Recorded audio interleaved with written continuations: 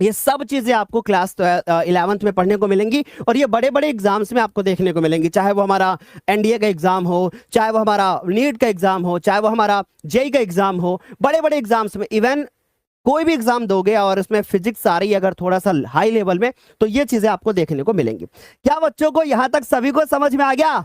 एक बार जल्दी जल्दी से बता दो।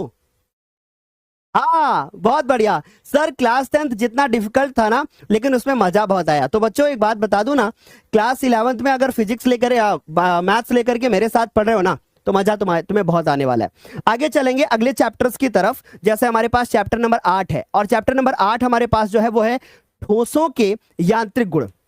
छोटा सा चैप्टर है जिसमें सबसे ज्यादा इंपॉर्टेंट टॉपिक जो बार बार पूछा जाता है वो है हमारे पास हुक का नियम। मोस्ट इंपॉर्टेंट टॉपिक है हुक का नियम। और दूसरा जो इंपॉर्टेंट है वो है प्रत्यास्था गुणांक। ये दोनों टॉपिक बहुत ज्यादा इंपॉर्टेंट है, ठीक है, ये दोनों टॉपिक बहुत ज्यादा इंपॉर्टेंट है। फिर इसके बाद आगे बात करें तो तरलों के यांत्रिक गुण, जिसमें दाब पढ़ने को मिलेगा, धारा रेखी प्रवाह, है ना, बर्नौली की प्रमेय पढ़ने को मिलेगी। इसमें थोड़ा सा दूसरे मतलब कुछ आपको लैंग्वेज इसमें मतलब कहें कि अक्षर कुछ थोड़े से चेंज दिख रहे हैं, पर बर्नौली की प्रमेय कही जाती है। और उसके बाद श्यानता गुणांक और पृष्ठ तनाव।